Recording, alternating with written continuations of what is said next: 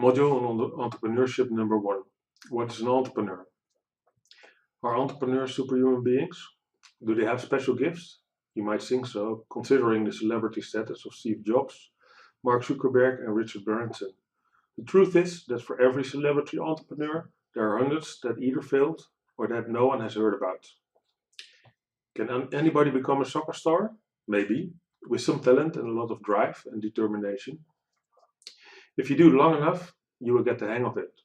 Will all soccer players end up in the Premier League? Not likely. Some will, but most will play in the minor leagues. So in a way, the celebrity status of truly successful entrepreneurs is justified. But to answer the questions, are entrepreneurs superhuman beings? I believe not. They are talented, of course, smart, focused, have a lot of drive, and are always working. Lately, it becomes more and more apparent that entrepreneurship can be learned, and therefore it can be taught.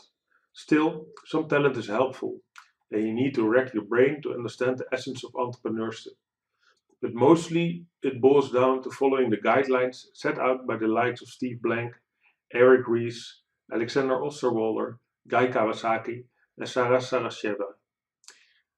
They have taken the mystery out of entrepreneurship and come up with evidence-based theories that ordinary mortals like you and I can follow.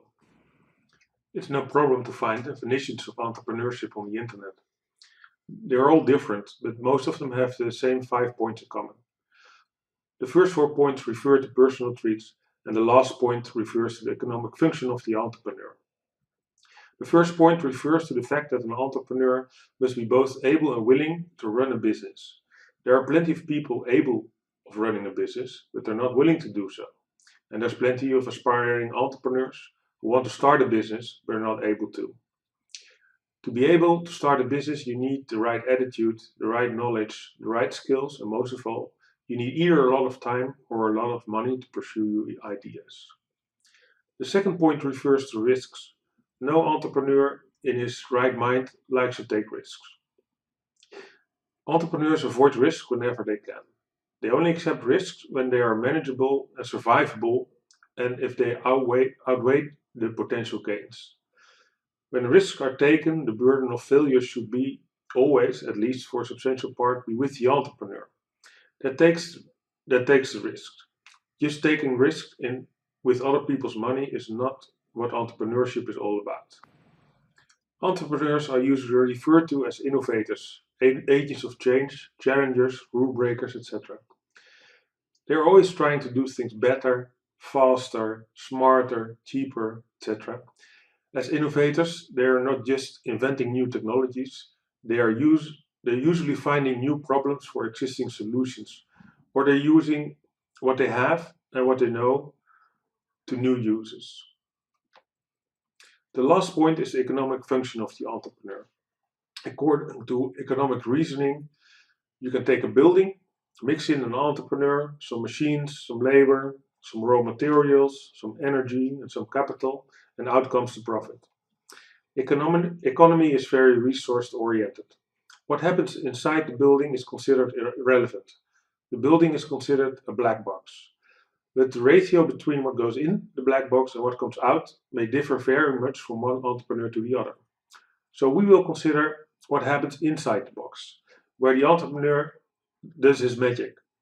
A good entrepreneur is a good resources converter. It's simple. My friend Duncan Stetterheim from ID&T once said, entrepreneurship is easy. It's seeing what everybody sees and doing what nobody does.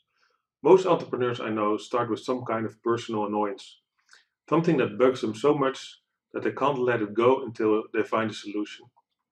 When the solution is to their satisfaction, they will look around and see if there are others with similar annoyances that might be interested in buying their solution.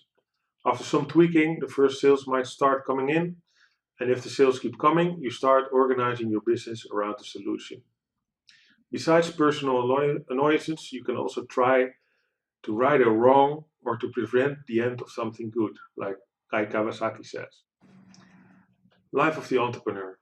It seems so romantic, getting out of bed whenever you like, going to the beach when you feel like it, doing whatever you like doing best. In short, living your dream while you're awake. Of course, there are some entrepreneurs who work when they feel like it, and spend more time in leisure than behind their desks. Of course, you can argue that entrepreneurs should not spend time behind their desk, but instead should be talking to their customers. But I believe you know what I mean. If you start a business by yourself, you run it all by yourself, you fund it all by yourself, you can do whatever you like with that business as long as your customers are happy and the bills get paid. It doesn't matter whether you work hard or not, it's nobody's business how you run your own business. However, if you involve other people in your business, like coaches, partners, fellow entrepreneurs, employees, investors, incubators, etc., if you ask other people to help you out, you must give it what you've got. You can't hold back, you can't save yourself or your money. You need to go all in and give it all you've got. So the life of an entrepreneur is not an easy one. You need to work hard all the time, doing things you might not like to do, like calling prospects who don't want to speak to you, or trying to make sense of the mess of unpaid bills that your intern left behind when she finished her internship, or talking to that intern to tell her that she failed at her job and she will probably start crying. You also need to work smart. If you're working hard all the time, you have no time to think about what you're going to do, and you're probably doing the wrong thing very, very well. Your family and friends will probably not understand your choices to become an entrepreneur. They will pretend to be supportive, of course, but deep down they are disappointed and they believe you could have done so much better as a corporate management trainee or a civil servant. Why waste your good education to become an entrepreneur? To survive, an entrepreneur needs lots of drive. I am an entrepreneur myself. I can never stop. I need to improve things and I always see possibilities and believe in positive outcome. Drive has helped me overcome many setbacks. The second thing you need is someone who's on your side, a personal coach or mentor who has no business interest in your ventures. You need someone you can trust and who knows what's going on in your industry. It's a bit tricky. Coaches and mentors won't do it for free, but if they're in it for the money, they're completely useless. So why become an entrepreneur? If the money is no good, it's a lot of work and you don't have a lot of friends, why bother? Well, being an entrepreneur has nothing to do with logic or rational behavior. Entrepreneurs are entrepreneurs. If you ask me, should I become an entrepreneur? My answer would be hell no. Why would you? If you come up with at least 20 reasons why you should become an entrepreneur, then you go ahead and I will help you to do it right. If you don't know why you should become an entrepreneur, then I would advise you not to become one. The question therefore should not be, should I become an entrepreneur, but am I willing and able to pay the price to become a successful entrepreneur? Are you willing to sacrifice your time, money, and friendships to achieve something remarkable? The reward comes in the end. The satisfaction that you get when you have achieved something remarkable, or when you have made meaning, or improved people's lives, or prevented the end of something good is unparalleled. If you made some money in the process, that's nice. But if you are in it for the money, I would advise you to get out. No amount of money is going to motivate you to keep going when the going gets tough, or give you the patience to build the necessary relationships. You will probably buy people instead of charming them, and you will end up with a big debt. Entrepreneurship is often associated with freedom, but that's a bust. Of course, you have the freedom to choose your own poison, because if you start a business that needs to grow, you have the freedom to choose your market and your business. But from that moment on, your stakeholders are going to run your life. You will, however, be the captain of your soul and the master of your faith. Although you need to answer to a lot of people, no one can tell you what to do or how to do it. Your faith is in your own hands. 5 reasons why entrepreneurs fail. In all my years as an investor matchmaker and a business coach, I have seen entrepreneurs that were very successful and entrepreneurs that failed. Entrepreneurs can fail in many ways. You will learn more ways during the course. But there are 5 very obvious ways to fail which will prohibit you from getting anywhere. The first reason is not knowing what you want. It usually means you lack focus or you have not done your homework properly. You need to be able to explain to any interested party, such as partners, investors, lead customers, etc., in just 5 minutes who you are, what you're going to do, how are you going to do it, and why it's good for them to contribute to your efforts. If you can't convince potential stakeholders in 5 minutes, you need to go back to the drawing board and work on your stuff until you can. The second reason is not knowing how it's done. There are two sides to this point. The first being, you need to know how your industry works. Who are the players? Who are the customers? What are the alternatives? How does the supply chain work? Who failed and why? Who succeeded? And how can you create a nice niche for yourself? The second side is you need to know what entrepreneurship is all about. You need to know how to develop a business idea, how to launch it into the market, and how to grow your company and make it profitable.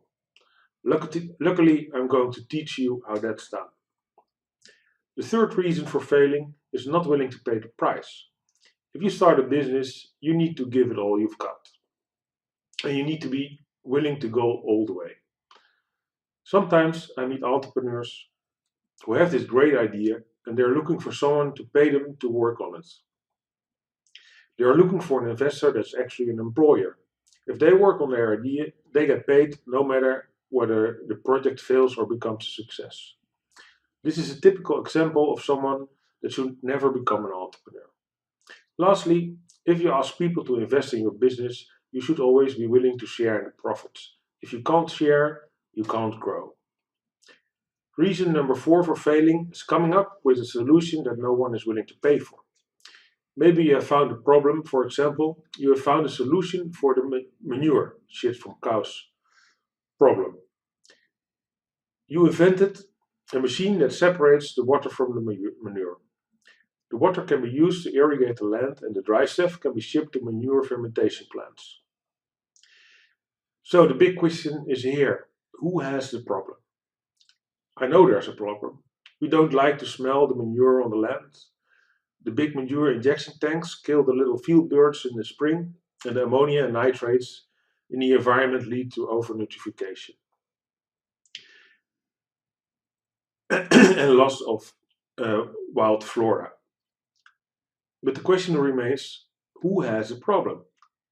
Do we have a problem, society? But how are you going to invoice society? You can't send a mail to everyone or an invoice. Through the government, you might be able to send an invoice, but that has never worked. Who needs to pay for the expensive extraction? The farmer, of course. But does the farmer have a problem? No, the farmer does not have a problem. He or she can dump their manure on their land. It makes the grass grow, and they don't mind that the field birds suffer or that the flowers and the bees won't come back in spring. So why should the farmer pay the bill for a problem that they don't perceive as theirs? That's why for the last 30 years or so, solutions to the manure problem have failed. And I can assure you, I've seen about 30 initiatives in that field, and they all failed, even if they received funding. The last reason to fail is lack of customer value. Guy Kawasaki mentions this in point 5, niche yourself. The point is based on the ABLE analysis. In order to be successful, you need to identify an urgent need or want that's not fulfilled yet. You need to identify customer groups that experience such a need or want and that have the means to pay for fulfillment. And lastly, you need to come up with a unique solution that satisfies the need or want, preferably at least 10 times better than competitors or alternatives. If you don't have that, it's no use to start a business. Thank you for your attention.